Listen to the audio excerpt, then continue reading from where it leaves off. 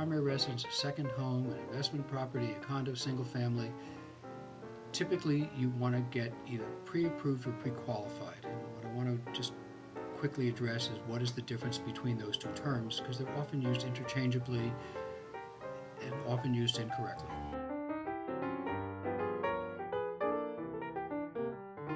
The pre-qualified is when a broker or a bank takes your information, credit, assets, work history, income, and says, based on this information, you qualify for a loan of X amount.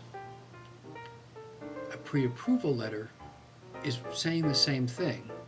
The difference between the two is largely that on a pre-qualification letter, the broker, such as myself, I wouldn't necessarily have seen any actual documents. If you call me up on the phone and say, hey, I make $10,000 a month and I've got $400,000 in the bank and perfect credit, I can write you a letter saying you're pre-qualified on that basis for this kind of dollar amount. Strangely enough to me, that often works for realtors and for sellers. But it doesn't really mean anything because I haven't seen anything. I'm just saying that yes, if you give me this hypothetical situation, that's what the numbers would work out to.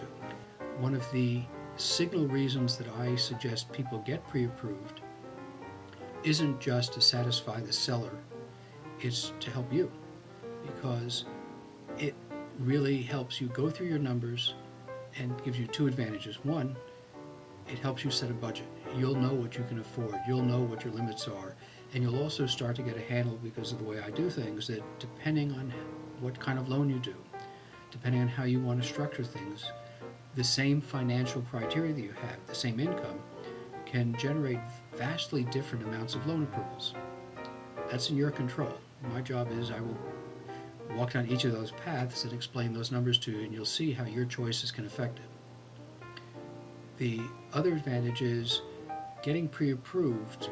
Today, let's say you might be pre-approved on a particular kind of loan for a $300,000 loan, but the homes you're looking at require a bigger loan. Well, by getting this done now, you have some time to start getting your financial house in order. There are things you can do to improve your situation or change it such that you can get a larger amount.